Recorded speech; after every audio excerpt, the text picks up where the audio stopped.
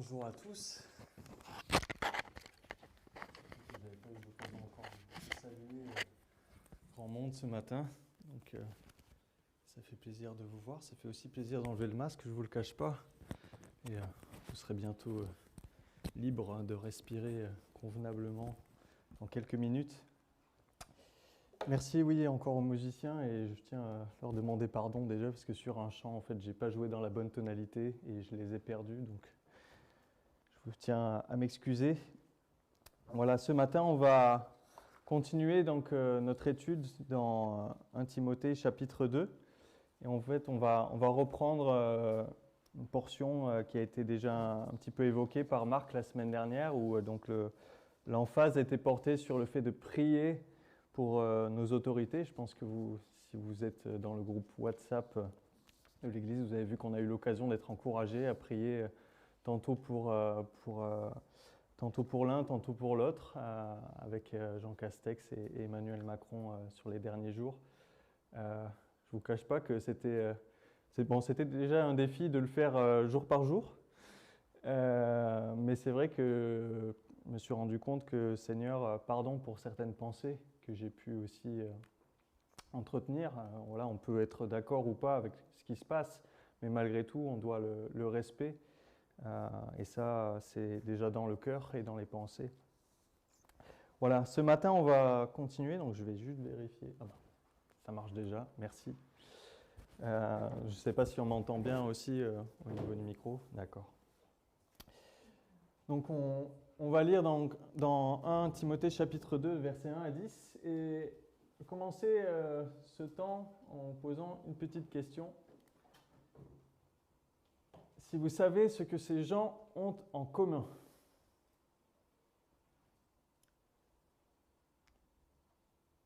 Quelqu'un a une idée? Peut-être que celui qui est tout à gauche, je dirais peut-être plus connu, en particulier dans les milieux chrétiens. En fait, c'est un pasteur, c'est aussi un pasteur, mais ce qu'ils ont en commun, c'est qu'ils ont tous gagné un prix Nobel de la paix. Donc voilà, on a un petit décalage, mais le pasteur Mukwege et la dame qui est à côté, je vous donne les noms, Nadia Mourad, Abiy Ahmed, Maria Ressa et Dimitri Muratov. Donc, ont gagné les deux premiers en 2018, le troisième en 2019 et les deux derniers en 2021. Ont gagné donc un prix Nobel de la paix. Pourquoi cette introduction? Tout simplement parce que la paix, on va en parler ce matin, la Bible en parle, et je crois que le passage de 1 Timothée, chapitre 2, les versets 1 à 10, s'y prête bien. Et c'est ce que je propose qu'on lise ce matin encore ensemble. J'encourage donc, si on peut passer à la... J'arrive pas trop, hein. Merci. Donc je ne vous oblige pas à lire là, je ne sais pas si c'est trop petit ou pas. J'ai mis des codes couleurs parce que c'est comme ça que je l'ai un peu étudié, mais ne soyez pas perturbés forcément, je vous expliquerai tout à l'heure. 1 Timothée chapitre 2. J'encourage donc avant tout à faire des demandes, des prières, des supplications, des prières de reconnaissance pour tous les hommes, pour les rois et pour tous ceux qui exercent l'autorité, afin que nous puissions mener une vie paisible et tranquille, en toute piété et en tout respect. Voilà ce qui est bon et agréable devant Dieu, notre Sauveur, lui qui désire que tous les hommes soient sauvés et parviennent à la connaissance de la vérité. En effet, il y a un seul Dieu, il y a aussi un seul médiateur entre Dieu et les hommes, un homme, Jésus-Christ, qui s'est donné lui-même en rançon pour tous. Tel est le témoignage rendu au moment voulu et pour lequel j'ai été établi prédicateur et apôtre. Je dis la vérité devant Christ, je ne mens pas, chargé d'enseigner les non-juifs dans la foi et la vérité. Je veux donc que les hommes prient en tout lieu en élevant des mains pures, sans colère ni arrière-pensée. De même, je veux aussi que les femmes habillées d'une manière décente se partent avec pudeur et simplicité, non avec des tresses, de l'or, des perles ou des toilettes somptueuses, mais plutôt avec des bonnes œuvres, comme cela convient à des femmes qui affirment honorer Dieu. Alors, juste rapidement, donner un petit peu les codes couleurs, tout simplement, que j'ai voulu donner à ce passage.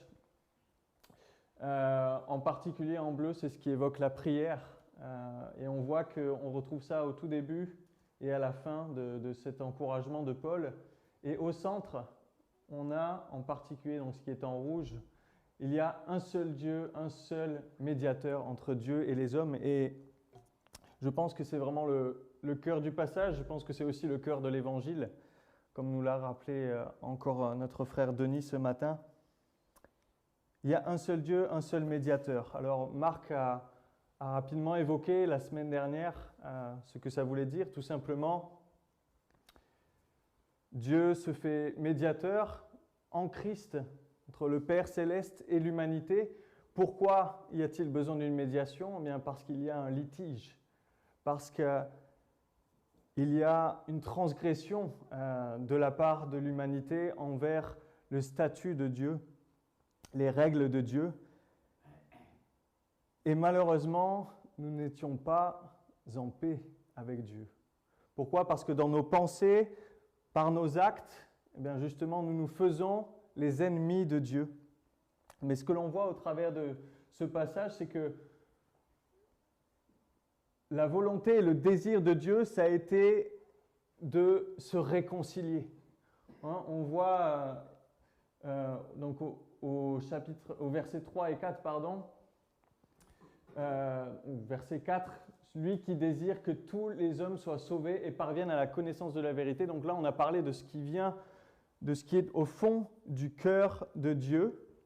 Et Dieu, au fond de son cœur, qu'est-ce qu'on y trouve? On y trouve la paix. On y trouve ce désir de se réconcilier avec l'humanité. Dans le Nouveau Testament, l'expression Dieu de paix est utilisée 5 fois. Et on va lire rapidement dans Ésaïe chapitre 53, un passage très très connu évidemment. Ésaïe 53 verset 5, il était blessé pour nos péchés, brisé pour nos iniquités, le châtiment qui nous donne la paix est tombé sur lui, mais c'est par ses meurtrissures que nous sommes guéris. Le châtiment qui nous donne la paix. Dieu a voulu faire la paix avec nous et il est allé jusqu'au bout pour le faire. Il a manifesté ce qui était au fond de son cœur depuis toujours. Et ce qui est important quand on parle, on parle de beaux principes, souvent la paix, l'amour, toutes ces choses. Il y a souvent ce qu'il y a au fond du cœur, la parole qui vient en général ensuite, et l'action qui normalement doit aussi suivre la parole et le cœur. La Bible nous rappelle que c'est de l'abondance du cœur que la bouche parle. Et Dieu n'est pas étranger à ces principes. Si c'est sa parole, c'est la même chose pour lui. C'est de l'abondance du cœur de Dieu que sa bouche a parlé. Et sa bouche, qu'est-ce que c'est que sa bouche? C'est sa parole, c'est Christ, fait chair également.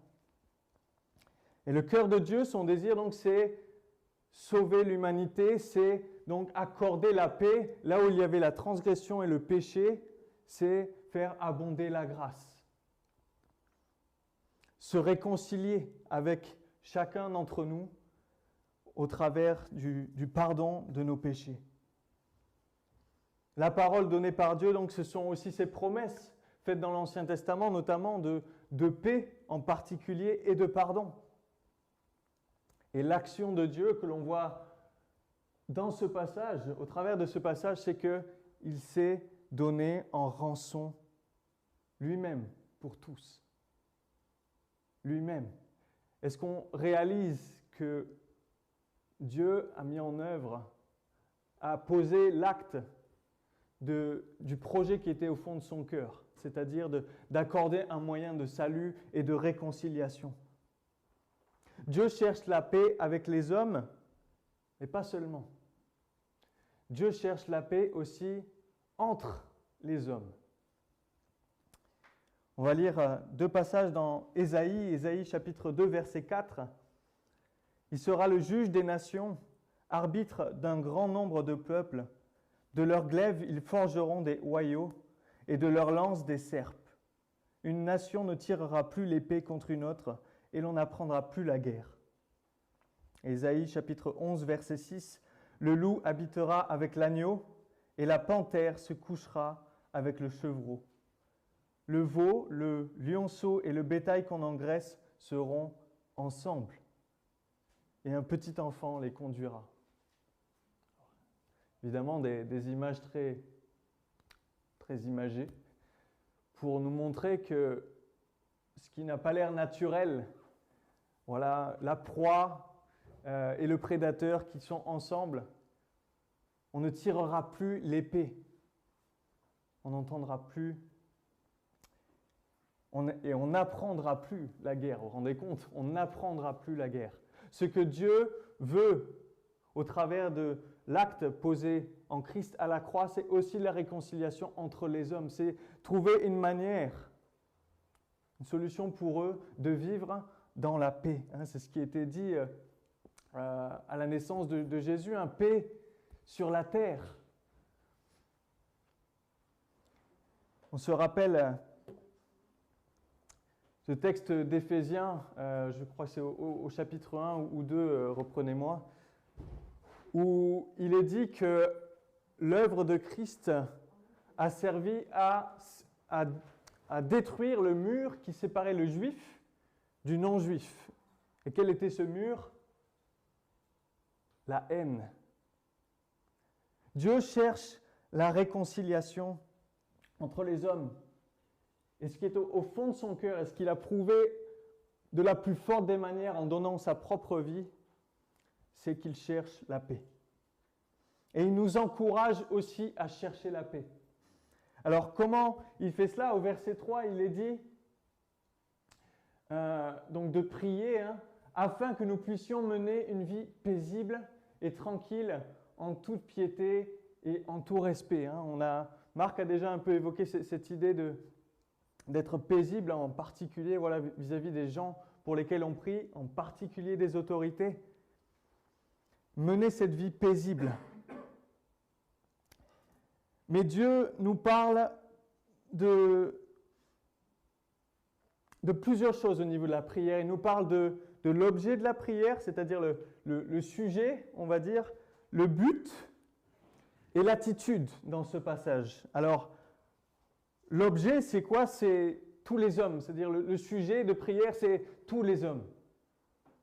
Pas seulement ceux que j'apprécie, pas seulement, ou comme l'a dit Marc, pas seulement les autorités que l'on apprécie, qui vont dans notre sens, qui donnent les lois que l'on attendait. Tous les hommes. Le but, c'est le salut et la connaissance de la vérité, verset 4. Mais l'attitude. L'attitude et le fond du cœur, c'est au verset 8 qu'on le trouve, qui nous dit « sans colère ni arrière-pensée ». Et je ne sais pas si on se rend compte que... Alors, sans colère ni arrière-pensée vis-à-vis de Dieu, déjà, premièrement, évidemment, mais sans colère ni arrière-pensée envers les hommes. C'est comme cette prière du pharisien qui remerciait Dieu de ne pas être comme le publicain qu'il avait à côté de lui. Mais quelle arrière... Enfin, c'est même plus une arrière-pensée. Bon, si, puisqu'il ne l'a dit qu'à Dieu. Mais il ne manifestait aucune recherche de paix avec son prochain. Et donc, Dieu s'adresse à notre cœur au travers de ce passage.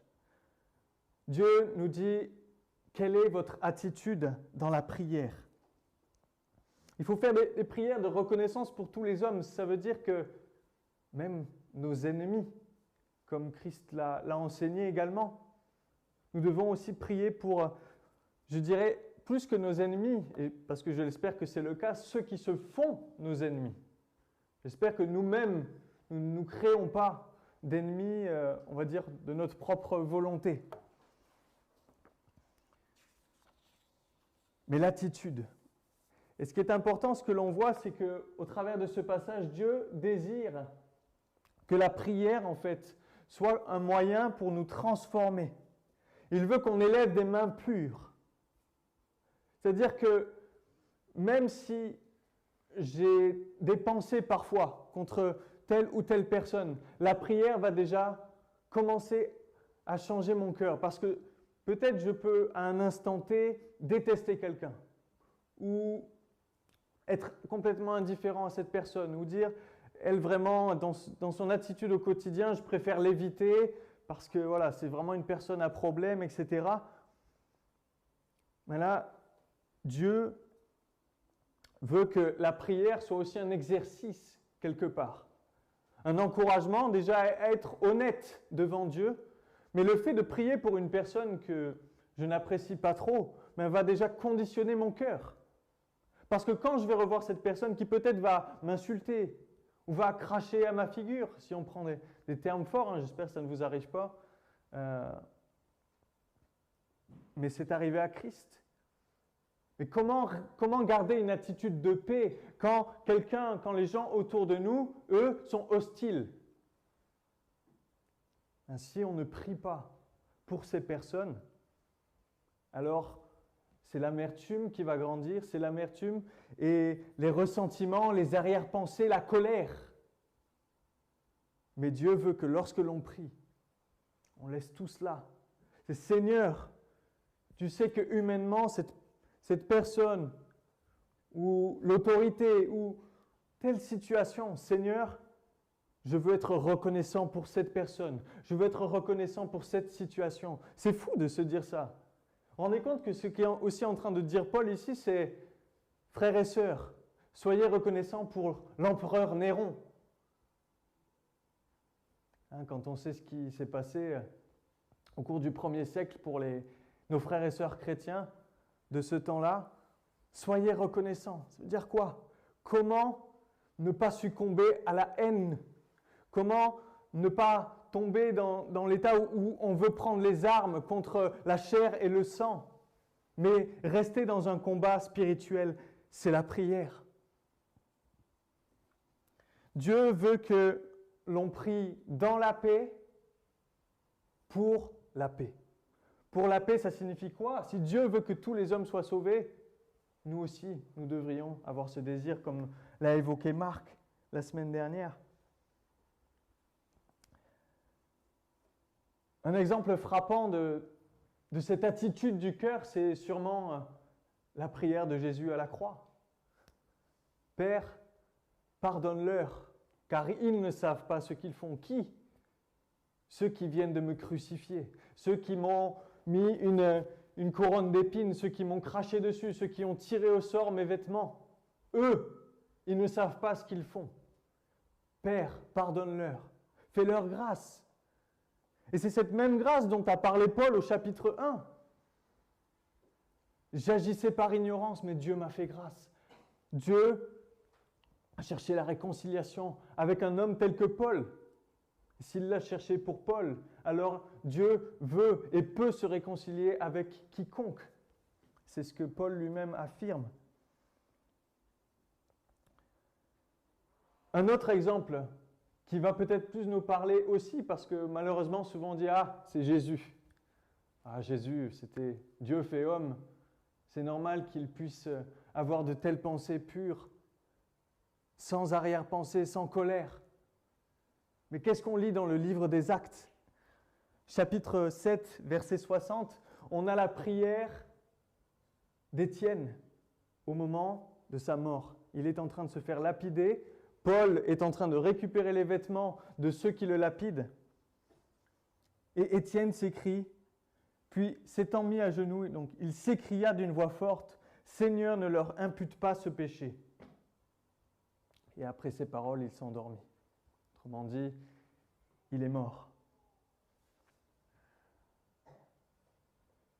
Un simple homme, si on peut dire, parce que Jésus, ok, on va dire, c'est Jésus. Mais Étienne n'était qu'un simple homme. Mais il avait compris que la grâce qu'il avait reçue du Seigneur, que la réconciliation qu'il avait eue de la part du Seigneur, tout ce dont il avait été pardonné, lui a montré la manifestation de la volonté de paix de Dieu envers les hommes Et lui-même commençait à ressentir une telle paix, même dans la mort, même quand les gens sont en face de lui en train de lui jeter des pierres, ne leur impute pas ce péché. Et là, on voit l'œuvre de Dieu qui, du fond de son cœur, a agi et a poussé aussi des hommes à être transformés par ce caractère, par ce qu'ils ont vu à la croix. Parce que Étienne lui-même a prié, comme il nous est demandé de prier pour tout homme. Et qu'est-ce qui s'est passé? Eh bien, celui qui nous rapporte ces mots était devant Étienne à ce moment-là en train de se réjouir de son assassinat. Je ne sais pas si on réalise, des fois, c'est Paul. Paul qui nous rapporte cela, Paul qui connaît la grâce de Dieu et la paix qu'il a reçue au fond de son cœur. Est-ce que vous vivez cette paix? Je l'espère, mon frère, ma sœur, ou si tu n'es pas encore en paix, en réconciliation avec Dieu, jette-toi à ses pieds, jette-toi à la croix et demande pardon, demande la paix. Parce que c'est la meilleure chose à vivre sur cette terre. Parce que Dieu nous donne la paix, pas comme le monde nous la donne. Et le Covid peut venir, et les tribulations peuvent venir, et on va prier pour continuer d'être dans la paix. Et le monde verra que les chrétiens sont paisibles. Ça ne veut pas dire qu'on n'est jamais inquiet, qu'on ne se pose jamais des questions, mais paisible. Et dans nos prières, Dieu nous demande d'être paisible. Et comme on l'a vu, Dieu, donc, ça part du cœur, ça vient jusqu'à la parole et ça se manifeste en actes. C'est à ça qu'on reconnaît quelque chose qui est vrai au final. C'est à leurs fruits, à ces fruits qu'on reconnaît la qualité d'un arbre. Et avec nous, Dieu veut que le même processus se fasse. Dieu veut changer nos cœurs en contemplant la croix et son œuvre de réconciliation pour que nous-mêmes, toutes nos jalousies, nos querelles, nos haines, tout ça puisse mourir. Toutes ces œuvres de la chair, toutes ces œuvres terrestres puissent mourir en nous par le Saint-Esprit. Et c'est ça qu'on peut se poser cette question en fait. C'est la prière, c'est bien. Et la prière, c'est même essentiel. C'est primordial. Faut-il s'arrêter là? Et ce que j'apprécie avec les hommes et les femmes qu'on a vus tout à l'heure, et en particulier M. Mukwege, donc si vous ne connaissez pas, en fait, c'est donc aussi un pasteur, mais qui a fait du coup tellement de bien. Alors, dans quel contexte? Donc, il est congolais, mais lui, en fait, il a recueilli en particulier des femmes qui ont été détruites par la guerre. Et quand je dis détruites, c'est qu'on les a utilisées, comme vous pouvez imaginer, pour, voilà, comme esclaves de guerre et tout ce qui s'ensuit, évidemment, avec toute la méchanceté qu'il y a dans le cœur de l'homme. Et cet homme est appelé le réparateur des femmes, tant physiquement que psychologiquement. Donc si vous ne connaissez pas trop ce qu'a fait cet homme, je vous encourage. On a aussi un livre à la maison qu'on serait ravis de vous prêter avec mon épouse sur qui il est. Tout ça pour dire qu'il est important pour nous de ne pas s'arrêter seulement à la prière. Alors, quand on ne peut rien faire d'autre, je veux dire, c'est ça qu'il faut faire. Ce n'est pas autre chose. Mais s'il est possible, allons au-delà et que notre prière puisse s'affirmer par des actes. Romains chapitre 12, verset 18 nous dit « S'il est possible, autant que cela dépend de vous, soyez en paix avec tous les hommes. » Ça veut dire quoi si autant que cela dépend de vous? Je pense que vous l'avez tous vécu. Parfois, on peut vouloir la paix. Et si la personne en face ne veut pas la paix, il n'y aura pas la paix. Par contre, qu'est-ce que veut dire ce passage? C'est que autant que cela dépend de vous, ça veut dire que déjà au fond de nos cœurs, qu'est-ce qu'il doit se trouver? C'est une volonté de paix. C'est chercher à être en paix avec l'autre. C'est-à-dire, tant qu'effectivement toi tu ne fais pas non plus un pas, ça va être compliqué. Mais moi je suis prêt, mon cœur est prêt à te pardonner, mon cœur est prêt à vivre dans la paix avec toi, avec mon voisin, avec mon collègue, avec le président de la République, avec tous les hommes. Est-ce qu'on est prêt à choisir la paix et non pas les ressentiments, les arrière-pensées? Parce que, frères et sœurs, quand on prie avec ces arrière-pensées et cette colère, je vous le dis, et je parle pour moi en premier, Dieu est triste. Le Saint-Esprit est attristé. Autant qu'il est possible. Ça veut dire que préalablement, à l'avance et quotidiennement, transformé et impacté par la prière, nous devons nous montrer agissants pour vivre dans la paix, mais je dirais même vivre dans la paix et chercher à procurer la paix. Il y a encore une différence entre être paisible, on peut être paisible un peu dans son coin quelque part, procurer la paix, c'est-à-dire emmener la paix là où elle n'était pas. Être des artisans et des ouvriers de paix. Alors, un court exemple, rechercher la paix, parfois ça veut dire que je vais faire le choix de ne pas exprimer mon point de vue si ce n'est pas nécessaire.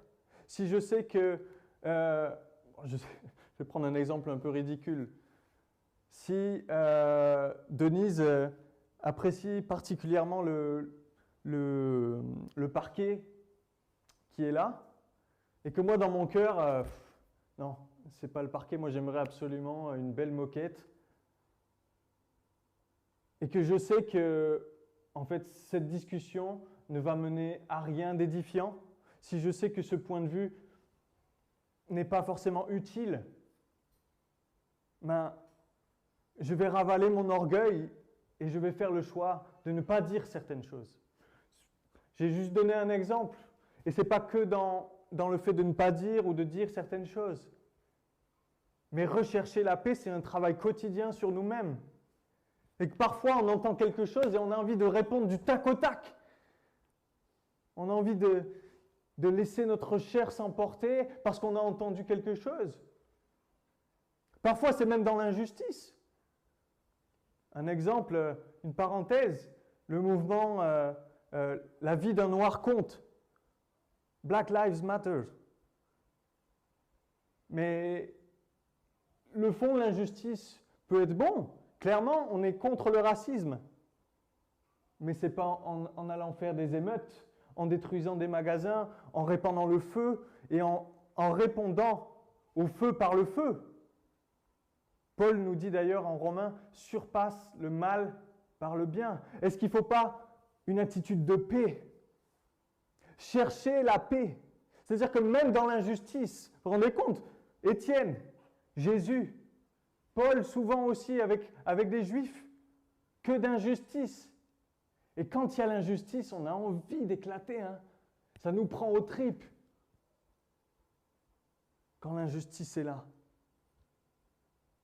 Mais même dans l'injustice, gardez un cœur dans la paix, un cœur qui cherche la paix. Romains chapitre 14, verset 19, « Ainsi donc recherchons ce qui contribue à la paix et à l'édification mutuelle. » Matthieu chapitre 5, verset 9, « Heureux ceux qui procurent la paix. » Pourquoi? Car ils seront appelés fils de Dieu. Est-ce qu'on s'est vraiment arrêté sur ce verset pour se dire que fils de Dieu dans le sens tel père, tel fils. Dieu nous montre l'exemple. Dieu nous montre qu'au fond de son cœur et que jusqu'au bout dans ses actes, il a cherché la réconciliation et la paix. Et nous, est-ce qu'on ressemble à Dieu? Est-ce qu'on ressemble à notre Père? C'est l'encouragement que nous donne la parole de Dieu. Mais ce n'est pas de nous-mêmes, frères et sœurs, comprenez-moi bien. Ce n'est pas nous-mêmes, ce n'est pas par nos forces qu'on peut faire ça. Ce n'est pas par ses propres forces qu'Étienne a pu s'écrier « Ne leur impute pas ce péché ». C'est par la force que Dieu donne. C'est en s'appuyant sur lui, au quotidien. C'est d'être préparé en avance par la prière. Parce que si j'arrive tout simplement le jour du combat et que mes ennemis sont là, si je n'ai pas préparé le combat dans la prière, qu'est-ce qui s'est passé avec les disciples? De la même manière, l'esprit est bien disposé, mais la chair est faible. Et c'est dans la prière, c'est au travers de la prière que Dieu veut qu'on apprenne à prier pour mener une vie paisible et tranquille, en toute piété et tout respect. Élever des mains pures devant Dieu. 2 Corinthiens chapitre 5 des versets 19 à 21 nous dit « Car Dieu était en Christ, réconciliant le monde avec lui-même en n'imputant point aux hommes leurs offenses. Et il a mis en nous la parole de réconciliation. Nous faisons donc fonction d'ambassadeurs pour Christ, comme si Dieu exhortait par nous. Nous vous en supplions au nom de Christ, soyez réconciliés avec Dieu. » Soyez réconciliés avec Dieu. Verset 21, « Celui qui n'a point connu le péché, il l'a fait devenir péché pour nous, afin que nous devenions en lui justice de Dieu. » Dieu était en Christ, réconciliant le monde avec lui-même. Et il nous donne maintenant cette parole de réconciliation. Et même Paul va s'écrier, « Je vous en supplie, je vous en prie, soyez réconciliés avec Dieu. » Nous sommes devenus ambassadeurs de paix. La fin du passage nous parle, donc je considère que hommes et femmes sont évidemment appelés à prier de cette manière. Et ensuite on nous dit, je veux aussi que les femmes habillées d'une manière décente se parent avec pudeur et simplicité, non avec des tresses, de l'or, des perles ou des toilettes somptueuses, mais plutôt avec des œuvres bonnes, comme cela convient à des femmes qui affirment honorer Dieu. C'est la continuité. Et les hommes aussi sont appelés à faire des bonnes œuvres, évidemment, mais qu'est-ce que relève ce passage? C'est ne cherchons pas simplement à plaire aux hommes. Ne cherchons pas même à recevoir la reconnaissance. On a parlé des prix Nobel au début. Ce n'est pas la reconnaissance des hommes que l'on cherche. Ce n'est pas que les hommes disent « Ah, tu es paisible », bien que ce soit quand même, ça puisse être un bon signe. Mais ce n'est pas ça qu'on cherche. Ce qu'on cherche, c'est que Dieu dise « Oui, oui, tu es artisan de paix. Oui, tu es comme moi. Tu es mon fils parce que tu procures la paix autour de toi. Tu cherches à vivre cette paix. » Et ce sont les bonnes œuvres qui caractérisent ce qui est au fond de notre cœur. Ce sont les bonnes œuvres qui manifestent cette paix. Et que, voilà, on ne cherche pas l'apparence, que ce soit dans l'habit ou dans toute autre chose. Mais ce qui nous rend beaux aux yeux de Dieu, c'est de faire ce qui est bon. Et c'est son esprit qui nous équipe, son esprit qui nous anime.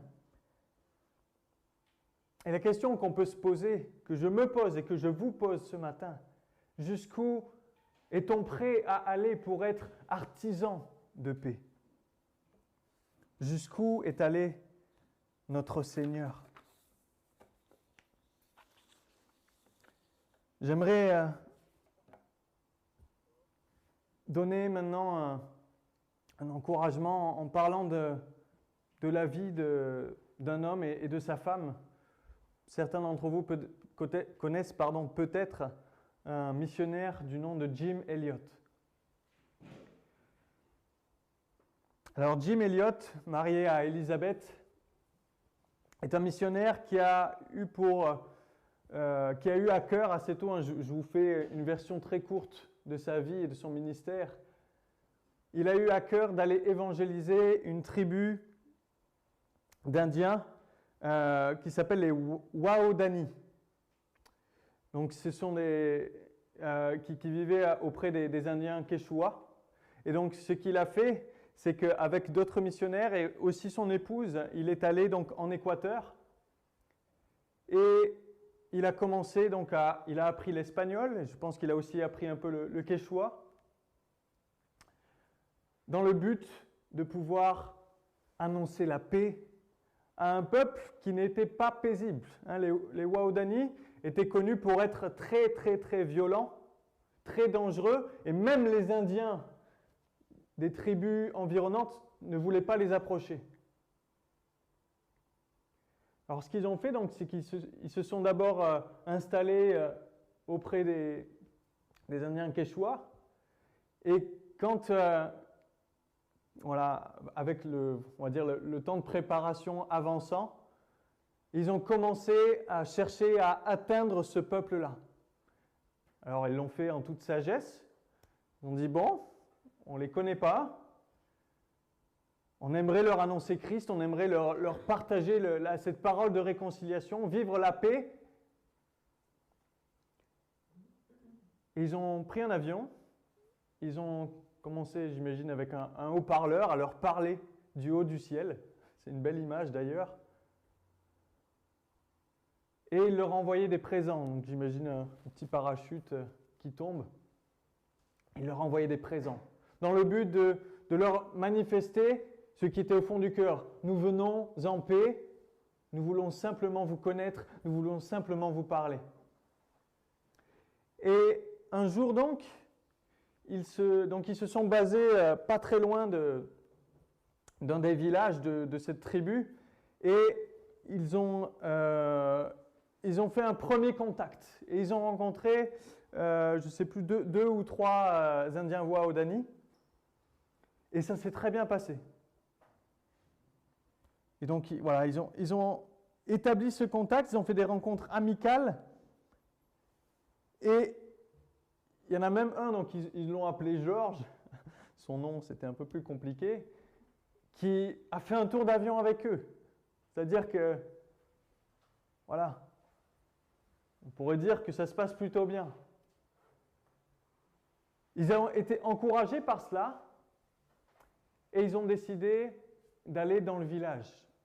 Sauf que Georges, lui, quand il est allé au village, il a menti sur sur les intentions des missionnaires. Je ne sais pas ce qu'il leur a dit, en tout cas c'est ce que nous rapporte l'histoire et les livres qui ont été écrits à ce sujet. Et ils ont été accueillis comment? Par des guerriers. Ils sont morts ce jour-là. Il était très jeune, hein, je crois qu'il avait entre une trentaine d'années, peut-être un peu plus, vers 38, je ne sais plus exactement. Lui et ses amis missionnaires tués. Donc les épouses, elles, n'étaient pas à cet endroit-là, évidemment.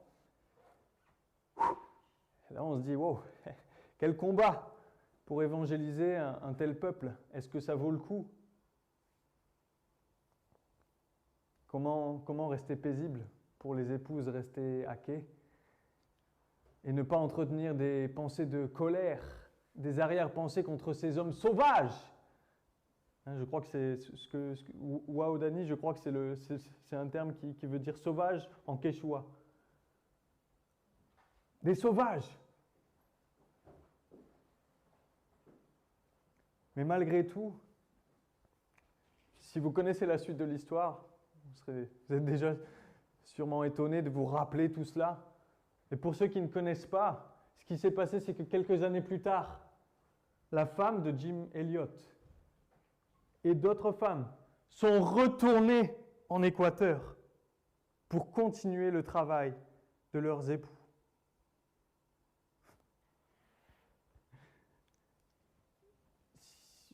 Si ce n'est pas par la prière et par l'œuvre du Saint-Esprit, je ne sais pas. Frères et sœurs, je ne sais pas comment c'est possible.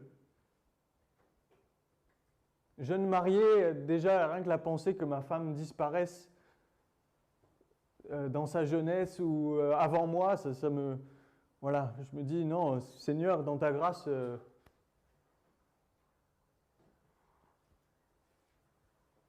Mais si quelqu'un prenait sa vie, sans justification, avec vraiment de la pure méchanceté dans le cœur, mais comment ne pas se crier à l'injustice, comment ne pas crier vers Dieu pour que le feu descende?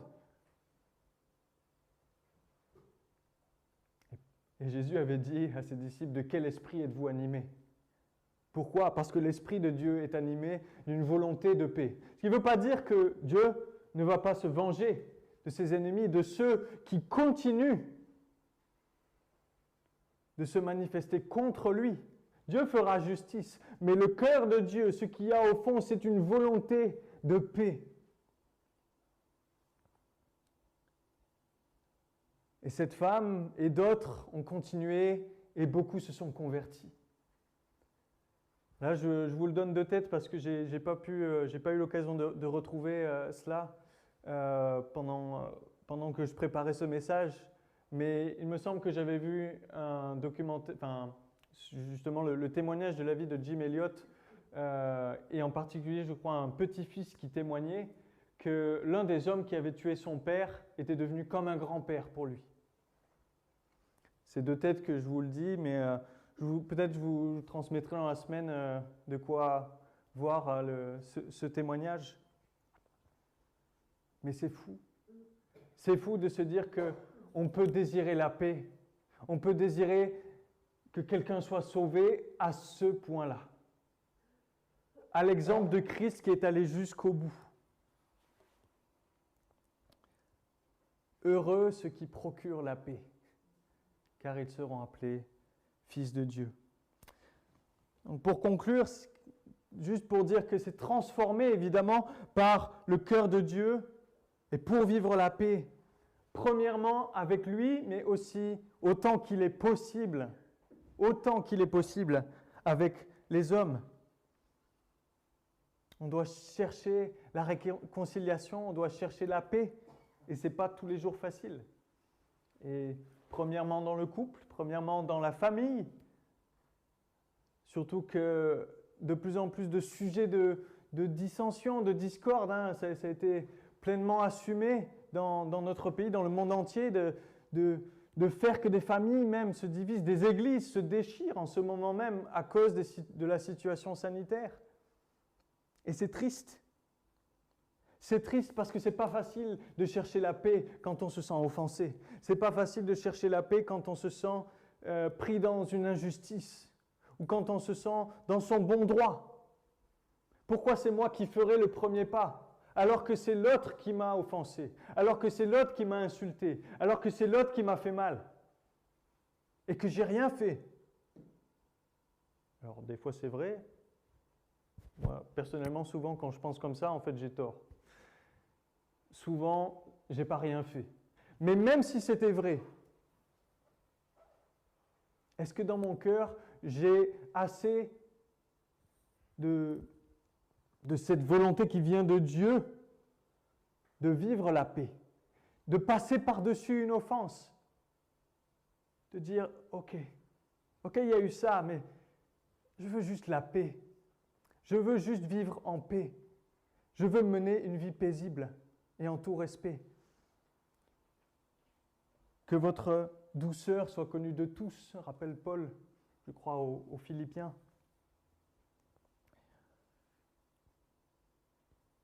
Deux versets pour terminer, parce que c'est en contemplant Dieu que nous sommes transformés en la même image. C'est ce que nous dit 2 Corinthiens chapitre 3 verset 18. Nous tous qui le visage découvert contemplant comme dans un miroir la gloire du Seigneur, nous sommes transformés en la même image, de gloire en gloire, comme par le Seigneur l'Esprit. C'est l'Esprit de Dieu qui nous transforme. Mais comment il le fait? Nous le contemplons. Nous regardons à son œuvre. Nous regardons à ce qu'il est, à ce qui est au fond du cœur de Dieu. Nous regardons en particulier à la croix. Et c'est là que toutes les armes tombent. C'est là que le loup et, le loup et l'agneau dorment ensemble. C'est au travers de la croix qu'un juif et un palestinien peuvent en Christ être réconciliés. Que, c'était au Rwanda? Non, je confonds. Où il y a eu des guerres entre deux peuples qui ont appris à vivre la réconciliation. C'est par Christ que l'on peut vivre la paix sur la terre. Mais pour nous, notre devoir au quotidien, et ça passe par la prière, c'est de contempler Christ. C'est de contempler son œuvre et de dire, Seigneur, si tu as pu accorder la paix et le pardon là où je ne méritais rien, comme nous l'a rappelé notre frère ce matin. Qui suis-je pour ne pas vouloir me réconcilier avec mon frère, ma sœur dans l'Église? Je vous dis, déjà, nos ennemis, on est appelé à faire cela avec nos ennemis, mais dans le concret des choses, même dans l'Église. Et c'est là que c'est triste, même dans l'Église, on vit ces tensions, on vit ces conflits.